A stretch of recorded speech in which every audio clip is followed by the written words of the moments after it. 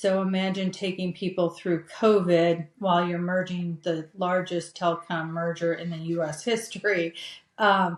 If you don't get it right, the consequences you see is just, your earnings are going to go down. It's going to take years to be able to, to make it work as an organization. And you're going to have, I look at those individuals in companies who work on the front lines. If they're not with you, you really don't have a business, no matter how great your product is.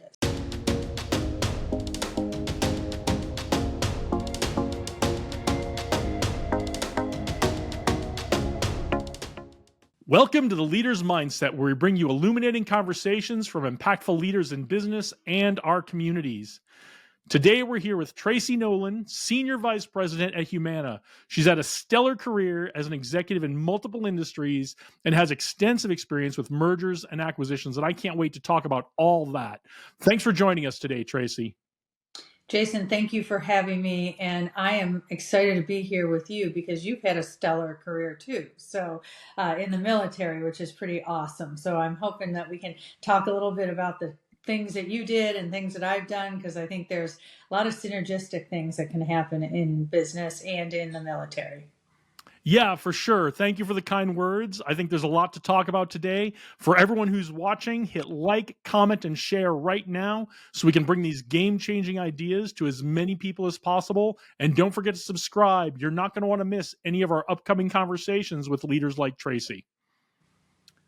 So before we get into the background and the mergers and acquisition stuff, tell us what you're doing in your role at Humana.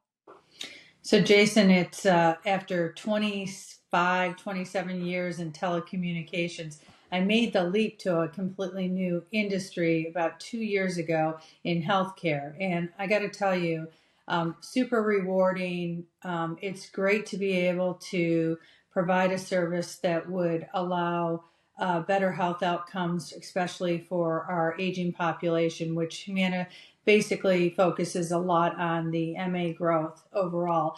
I'm in charge of all sales and distribution for Humana. So exciting to be able to bring what I've done in the past over into healthcare. So I'm thoroughly enjoying this opportunity at Humana. You've talked a lot about viewing yourself as a transformational leader. That term gets thrown around a lot. What does it mean to you to be a transformational leader? So I think, Jason, the world doesn't stand still. And the way I look at it, yes, a lot of times people use transformation, they think it's just cost cutting.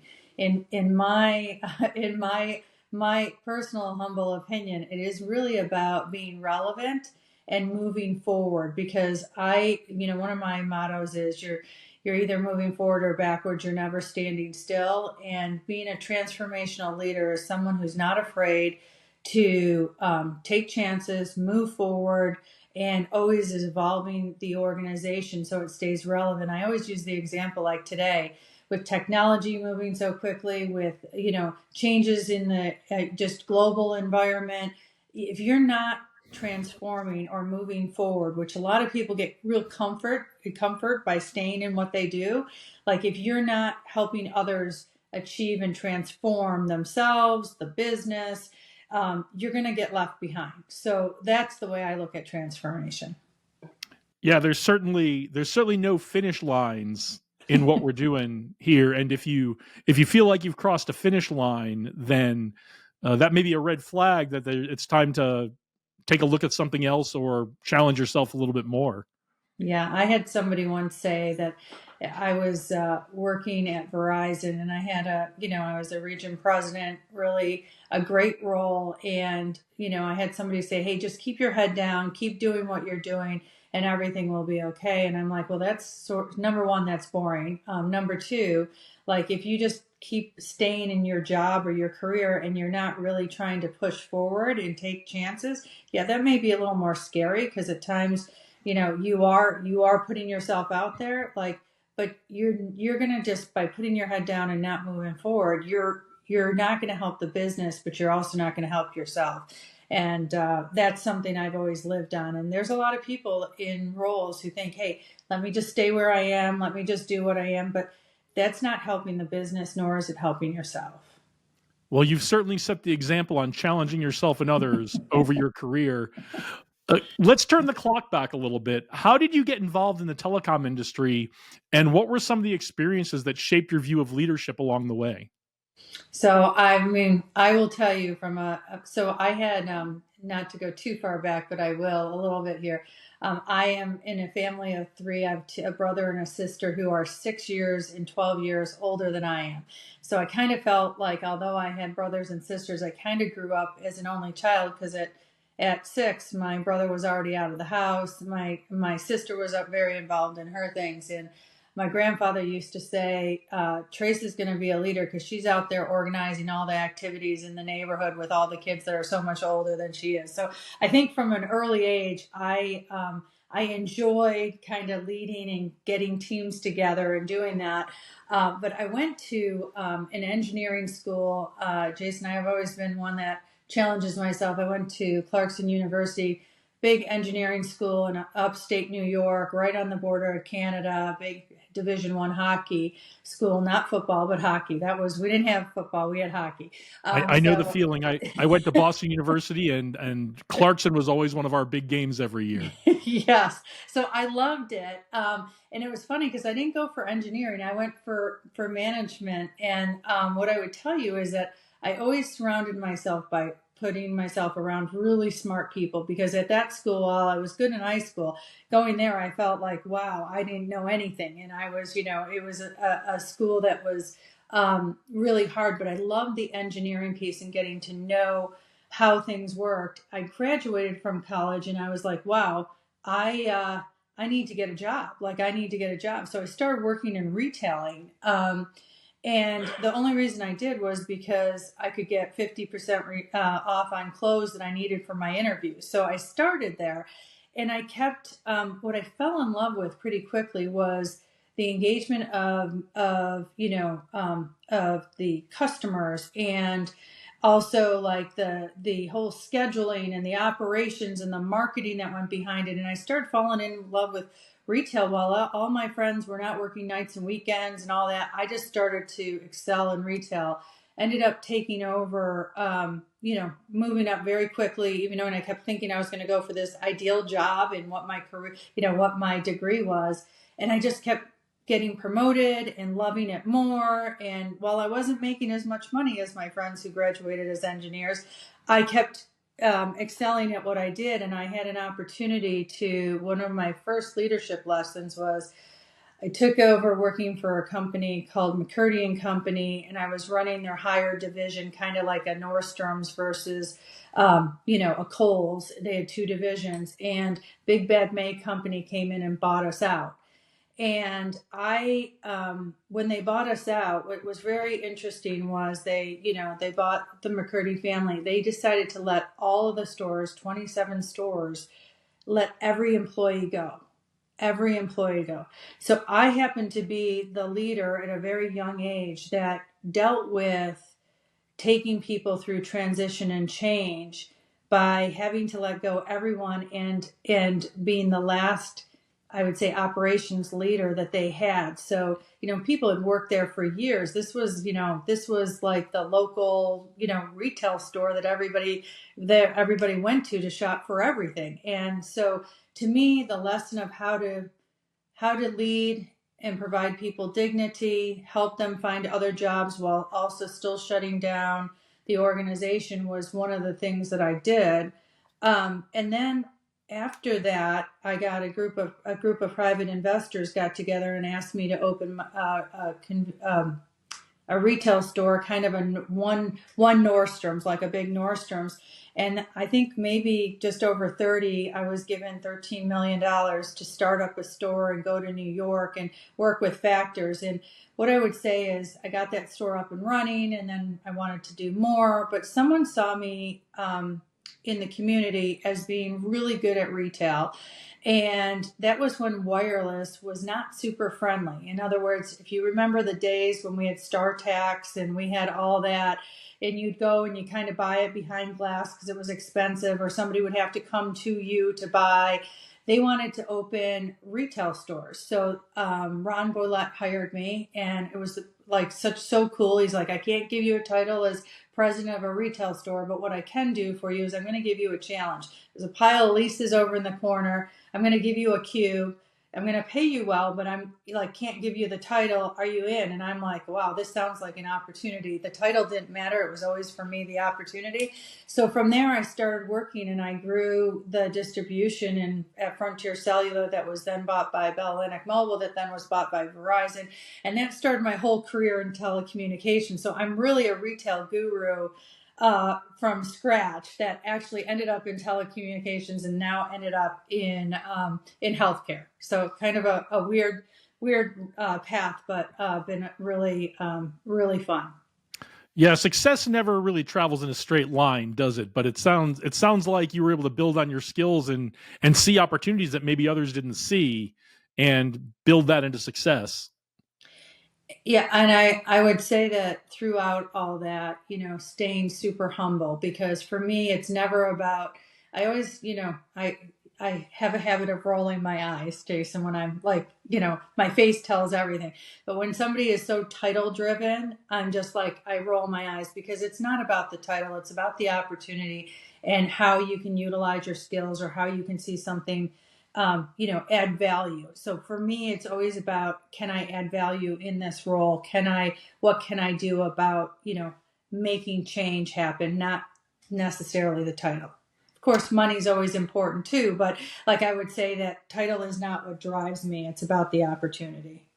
When you look back on it, did you see the vision of what mobile was going to become, or what was this just a personal opportunity?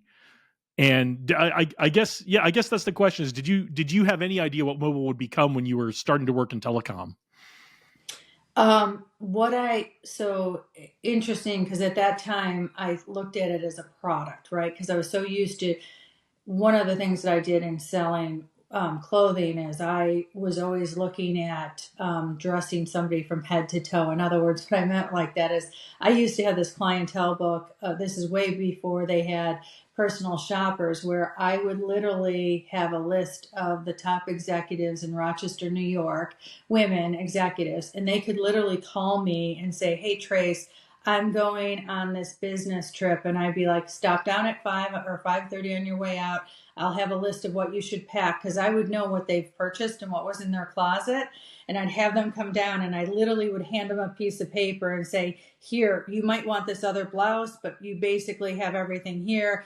And oh, by the way, this is the shoes. We didn't sell shoes. We didn't, shoes that." So it was always about the full package. And I think what intrigued me, and I will tell you, like, against all odds, like, my family thought I was absolutely crazy leaving retail to go into this thing called wireless, right? Like, what is it? What I did see about the product, to your point, was I saw a way of connection. I saw wireless as a way of connecting. Like, this is analog days where you'd go, right? Like, you could barely hold a call. But I thought, how cool would it be to be able to connect with people when you want to connect, not find a place and then have to call? Like, so to me, I saw a technology that I thought, from a product perspective, could change the way we communicated. So yes, I gravitated to the opportunity because I knew I could do really well with retail, like trying to bring it to life, and to make it consumer friendly.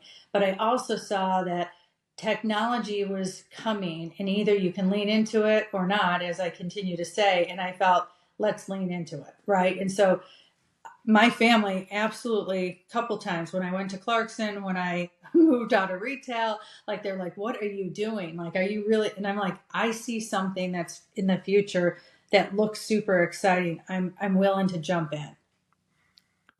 Well, you certainly led a lot of people through a lot of change, and major change in a company is always tough, even under the best of circumstances. What are some of the consequences of not getting change right, even in something small like reorganizing your small business?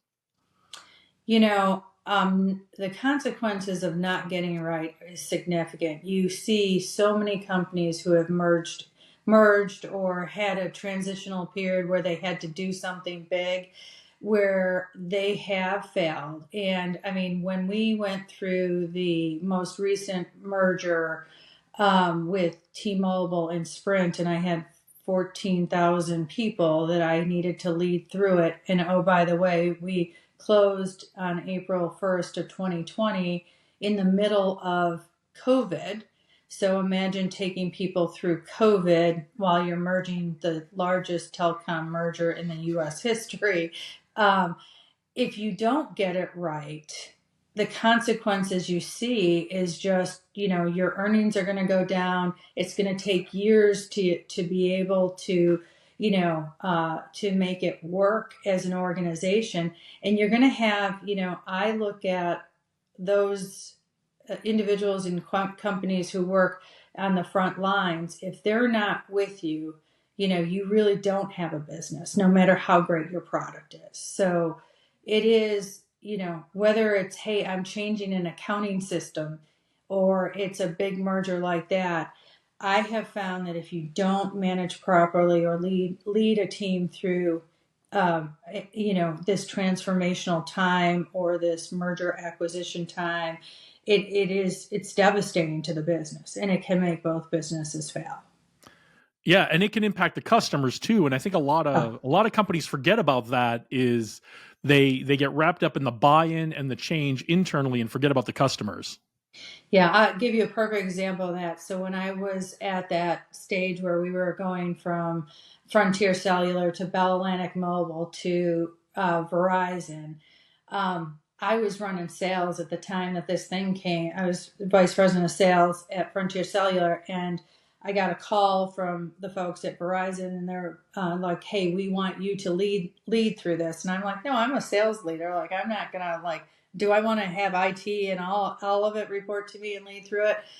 Um, but I was excited about it because I thought, wow, this is the first time I've ever done it, and let's do it. But like Jason, for the customer, what people didn't realize was we were going to go through 3 name changes in 6 months. So we're going to take all the signs on all the buildings that said, Frontier Cellular, that had been their carrier of choice for, 12, 15 years. We were going to put the sign down, and then we're going to put up a sign that said, 2 months later during the holidays, we're going to put a sign up on the front of their store that says now Bell Atlantic Mobile. And then 2 months later, we're going to put it down and we're going to put another one up. Right. And not only that, but they're going to get bills that look differently. They're going to have a different customer service that they're going to call. And everybody was so worried about, the HR departments merging and how marketing was going to merge. And I'm like, no, we got to settle at we got to understand the impact to the customer, and how do we communicate effectively, and how do we build that?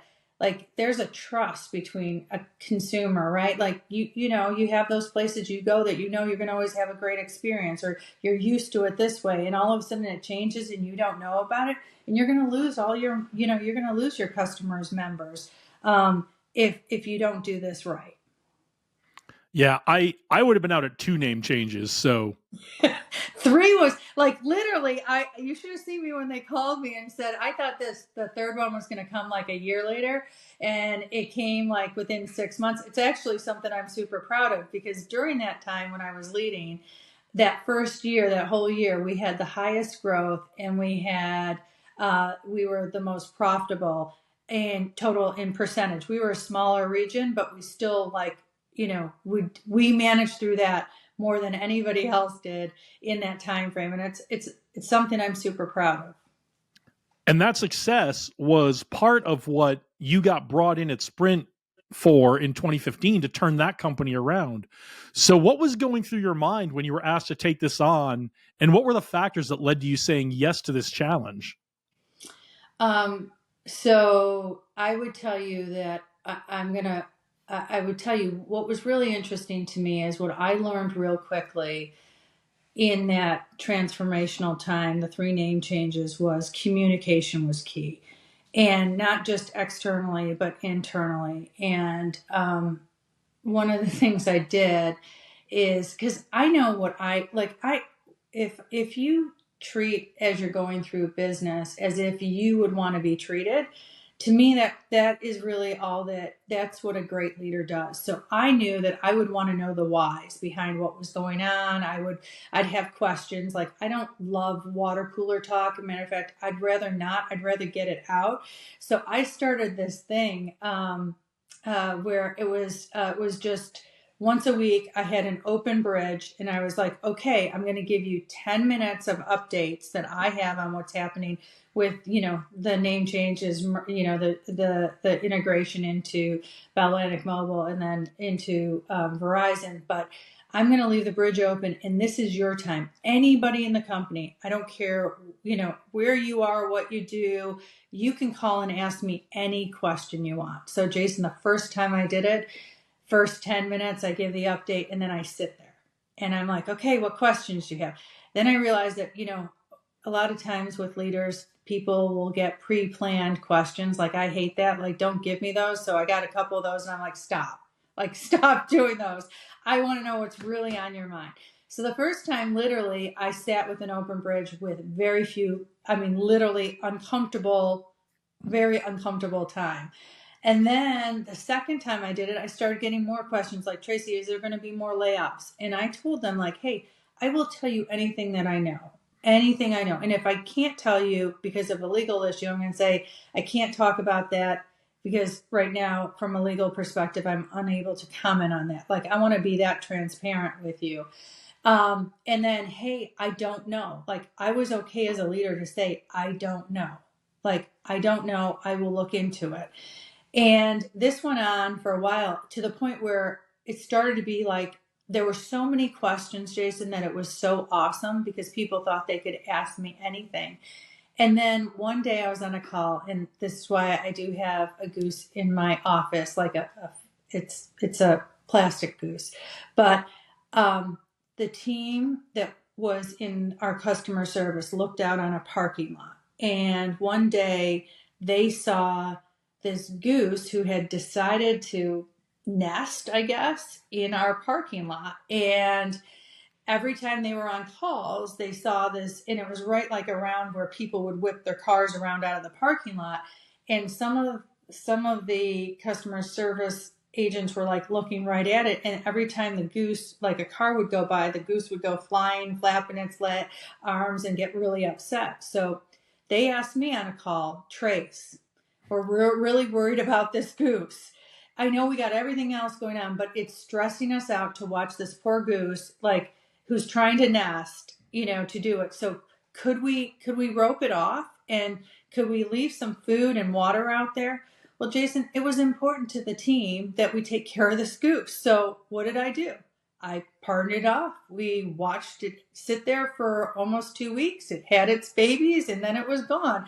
But the story is like, that was important. Like, as a leader, if you don't know what's important to your team, you're not going to be able to lead them through transition and change. And I use that story all the time because we think we know what our team wants or what our team needs when we're going through a crisis or we're going through change, but we don't unless we open the door for them to hear. And so when I got the opportunity to go to Sprint, it was like, hey, Trace, we got, the company's really close to, being bankrupt, and we're going to need to turn this, Fortune 100 company around, and we're going to have to do it quick. And we're either going to turn it around and run it, we're going to turn around and buy someone else, or someone else is going to buy us once we get it profitable. So I knew what I was in for. I was really excited at the idea of working for Marcelo Claret, who gave me carte blanche to turn around the sales organization. But he put a lot of pressure on all of us. Like, he said, hey, Trace, you're an experiment. Let's, you got to get this thing done. So for me, it was just an opportunity at a higher level to be able to do what I've done before in an organization who I was super proud at. When I started, the stock was, barely over 2, and by the time we finished, it was closer to 9. So, we had a lot of fun while we were doing it too, because you got to have fun. Yeah, it's so impressive that you you talked about the difference between like listening and hearing, like hearing your team and listening to your team, right? What they're really concerned about. And that by doing that, you were really able to help the company be successful, because a lot of leaders in your position, when they heard about that goose, would have blacked out the windows so the employees couldn't see outside, right?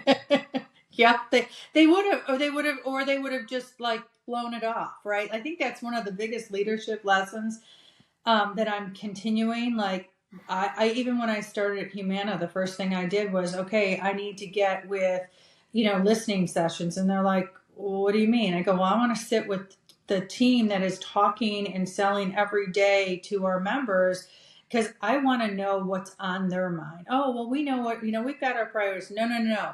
I need to hear it from them, right? Like, I want you all to hear it from them. Like, I run a pretty, like, titles to me, again, as I said in the beginning, I work as one team. Like, I want to be able to call and talk to everybody. I have a thing right now that's chat with Tracy. So any leader at anybody in the company, not even leader, can write me an email and I will respond. Now, I may take 48 hours, but I have an email box that I monitor that's just for anyone in my organization to send me anything on their mind. And I never go back to another leader and say, did you know so-and-so from your group sent me a message on blah, blah, blah. Like, there's no blame. Like, this is just like, let's just fix it together.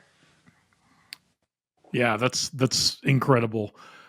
So you talked a little bit about leading the merger of Sprint and T-Mobile, became the largest telecom company in the US. What were the key challenges you found, and how did you overcome them? Well, so taking two large wireless companies and merging together is not certainly not easy. But if you add in COVID, wow, that was super tough because we had at that time primarily running a sales distribution that is all stores out in the public. We needed to try to keep the public safe and still, keep our doors open because people needed telecommunications to go. So at the same time, we were trying to merge into a new organization. And one of the things that I think was really important for my peer at T-Mobile and I to align, number one, on the how. How are we going to do this? Because if there wasn't alignment from us, that would have created a really uncomfortable scenario for everyone in the organization. So, John was really great. I also geared the team up for the merger to say, hey, a lot of the decisions are going to come from T-Mobile because T-Mobile leadership is the primary leadership for the company. Like, let's not get hung up on we do it this way, they do it this way. Let's just learn the one way. And so what I thought was super great was there wasn't what happens in a lot of mergers is that there's the infighting between the two companies coming together on who is taking the lead on how to do it. We both had great HR, policies and procedures or even scheduling policies, right? Like, if you're going to try to put them together and try to figure out the best of the best, like sometimes you just have to choose. So number one, aligning on what is the go forward path is super important, from the largest item to even the scheduling or, the vacation schedule or whatever it is. Like, got to choose and you got to move. I also wanted to show the vision of where we were going. So, we would use, John and I would use the thing as, hey, we're all getting on an airplane and we're going to fly to this Nirvana island when we finish the merger or when we get through the merger. Some of this is going to be, we're going to get on a plane and we're all going to be on the plane and it's not completely all built yet, right? Like, we had to let people know, like, you're going to get on, the seats might not be like all there yet, but we're going to build it and we're going to get it there and there's going to be bumpy times. So just being real, like, hey, we don't have all the answers. This isn't going to be, perfect from day one, but where are we going? Setting a vision on where you can go. And the fact that, like, hey, we don't know it all and you're going to help us along the way. I also think, putting, to your point earlier, putting the customer first. And like, anytime something came up, it would be like, well, what's, what is the customer impact, and always bringing up how the customer impact is as you're going through a merger. Because if you lose that, as you said, then, that's a dying company right then and there. And then back to what I probably spent a majority of my time on is that active listening, and then listening more, and then listening again. Because to your point, what you hear people say the first time is usually not really what they're trying to say underneath it. Like, people are trying to be nice. They're not always going to tell you how they feel. You got to kind of dig for what's really important. So I think those are the real key combinations. And then, nothing is ever perfect, and everybody wants a perfect world. And so it's not going to be perfect, and being that blunt to say it isn't, but just keeping in mindset that we can accomplish anything if we all work in the same direction. And I'm sure you saw that in the military too, right? Absolutely. And that's all great advice for leading any size organization, small business, all the way up to the largest telecom company in the United States, through any kind of change, right? Well, let's take a break from the serious questions. Let's play a game. Are you up for a game? I am absolutely up for any game you have. Go all right. for it. This game is called Rapid Response. I'm going to ask you a series of questions. I want you to respond with the first thing that comes to your mind. Okay. So they don't need to be short answers. They don't need to be one-word answers. Feel free to tell us as much or as little as you'd like to about the topic, but I want the first thing that comes to your mind, okay? Okay, got it. All right. Tracy Nolan, rapid response round. Your time begins now. Podcast recommendation. I have too many to even give you one, because I love to listen to them, and I do them on my walks every morning. A lot of people have that problem. What did you listen to this morning? I listened to you, Jason, this morning. Oh, that's flattering. What did you listen to before me? I listened to a podcast that Tisha Richards did. Tisha is someone who I think is a fabulous leader and a bold leader. And she was talking about just how to, about how being authentic and being yourself and not apologizing about it is super important. She sounds like someone I should have on the show. You should. If you haven't met Tisha, you need to do that. She's awesome. I will make a note of that. One question we should ask ourselves before making a major change. How does it feel in your gut and your heart? Someone we should all be paying attention to.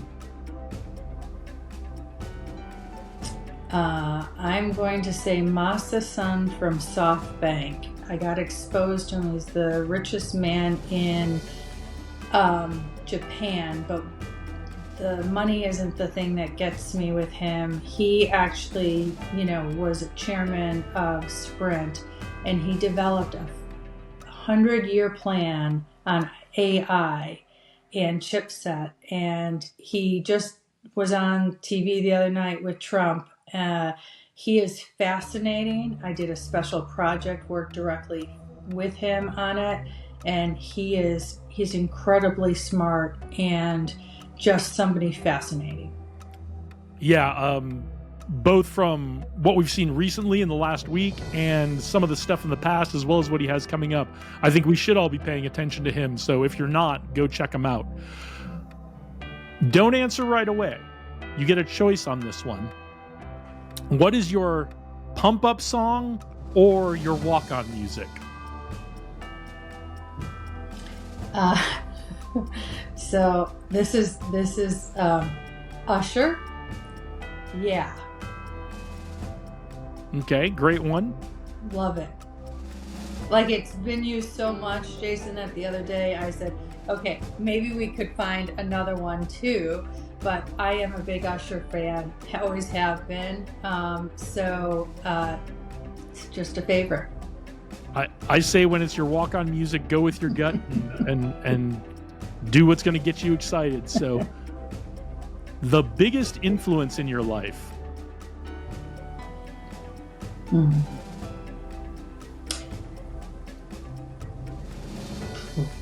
I have a few.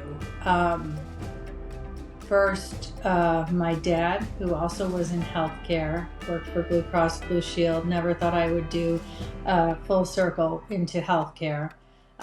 He was also in the military in World War II in underwater demolition, aka kind of SEAL-like, and just an incredible person. My mom, from a grace perspective, I don't think she could ever see anything but positivity out of any individual that she ever met, and gave back, and was just a super strong woman. I lost both my mom and dad, so those two. And then he would be shocked I'd say this, but my husband, because my husband, from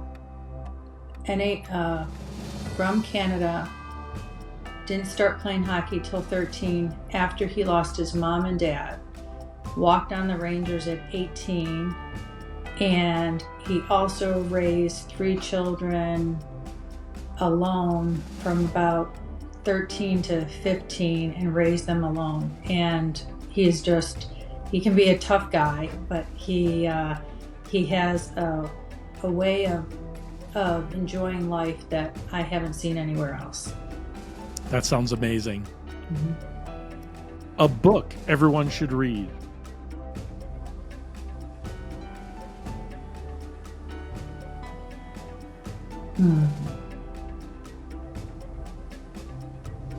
It's a good one. I have so many books that I really like. The one that I've been recommending a lot right now is The One Thing. And the reason I like that is, for me, that it just, sometimes we clutter our lives with, to-do lists. I'm horribly bad at that myself. And then I feel like, wow, I didn't accomplish anything. And The One Thing teaches you that there, you don't have to, it's not about how much you accomplish, but it's about accomplishing the most important thing. And I think that's a lesson, whether personally or professionally, that is something that I've found that I'm really focusing in on now. It's certainly something we all need to be reminded of every now and then. Something you're looking forward to as the weather gets warmer. Well, I'm in Florida, and I got to tell you, I hate to even admit that the weather has been super cold for us, which I know is not compared to, I grew up in upstate, as I said, so I know what cold is, and I've lived in Chicago. But I love long walks on the beach, either first thing in the morning or at sunset, and I have not done that often lately, so I would tell you that it's time. It's time, and the weather's getting a little nicer this week, so I got to get there. I'm really looking forward to it. Excellent. Your dream vacation spot?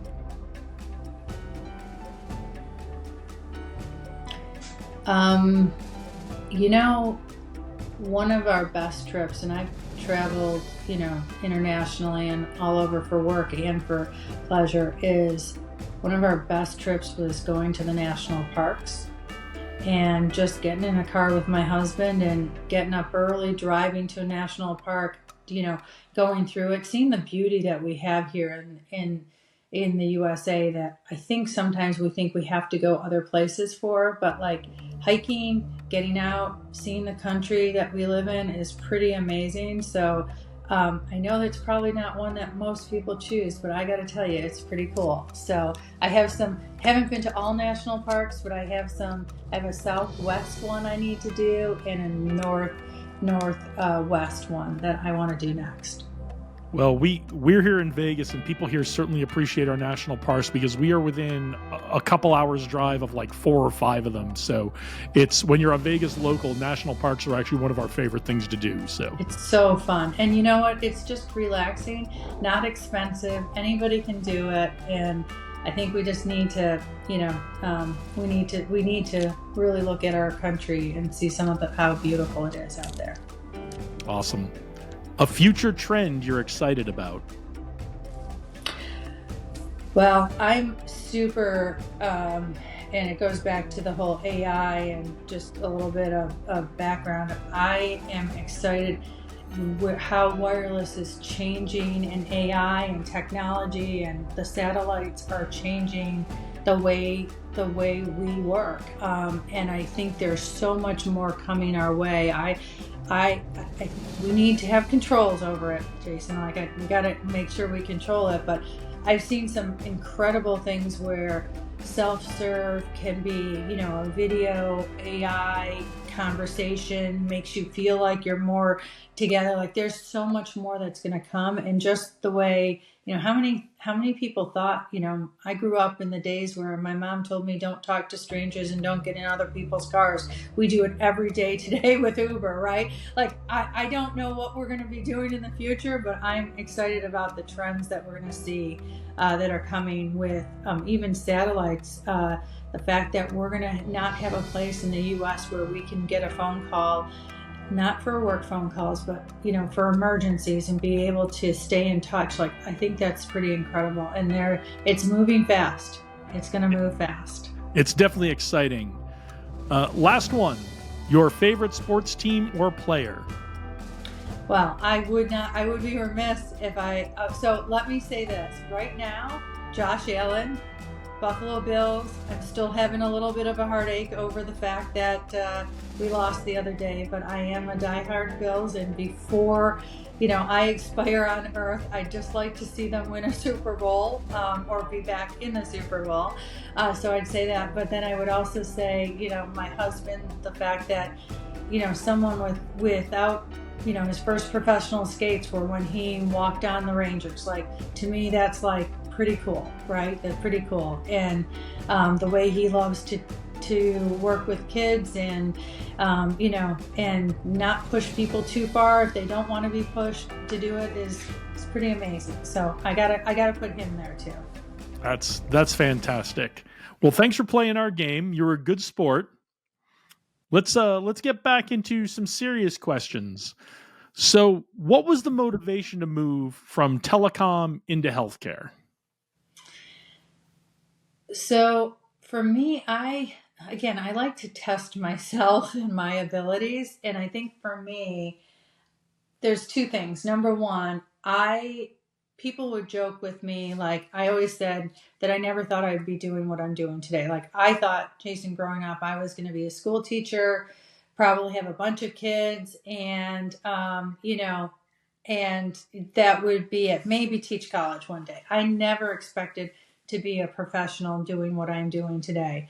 I also thought maybe I'd be a nurse because I love taking care of people and I love to be able to do it. So when this opportunity, I wasn't looking for an opportunity. I thought I would stay in telco forever, but I got a call from a headhunter for this role, not just once. Like the first time I said no, the second time I was like, well, I don't think I want to change jobs. I'm really comfortable and happy here at that. But I also was finding that I felt like the opportunity to transform again an organization and in healthcare, which is where I always have a passion. Like when my mom and dad were sick, Jason, I ended up like taking over the hospital floor and adopting everybody who didn't have family there. And I'm bringing books, I'm going and getting ice cream, I'm getting whatever they want. Like I am just like, I love helping people. And when this opportunity came by, and I thought,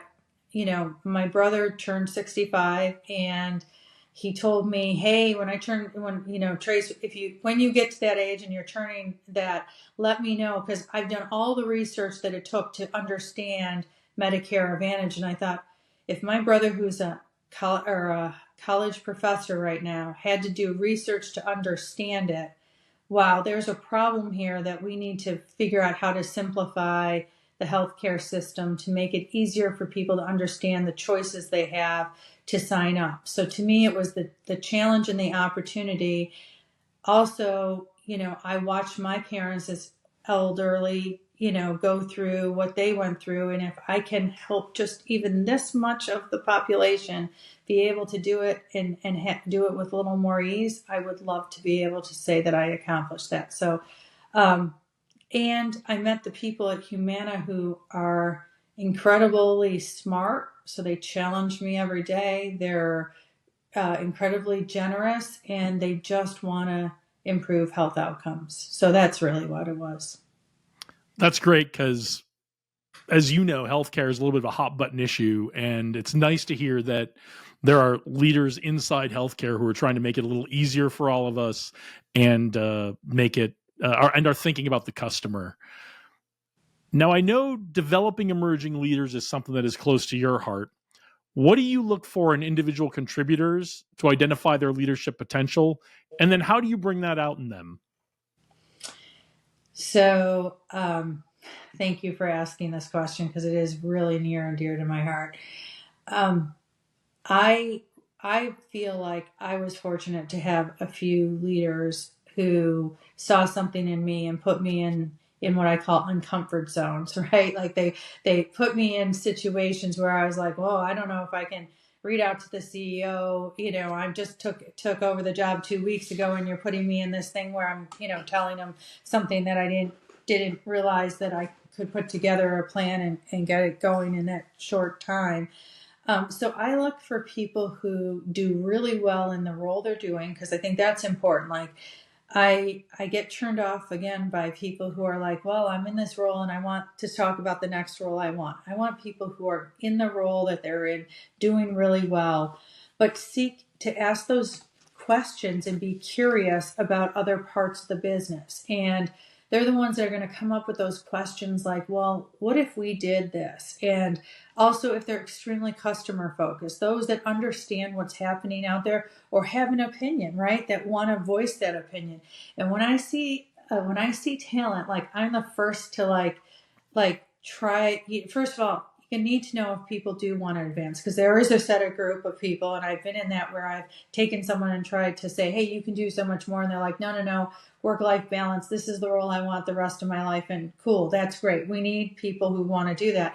But if people are looking, and I have so many examples, whether it be a Diana von der Heide or others who didn't were did not see the talent in themselves, but were asking those questions, that were doing an incredible job at the role they were, couldn't necessarily see themselves doing something different, or was afraid to ask those questions. So number one, I try to find out the intention of those folks when I see people like that. Like, what do you want to do?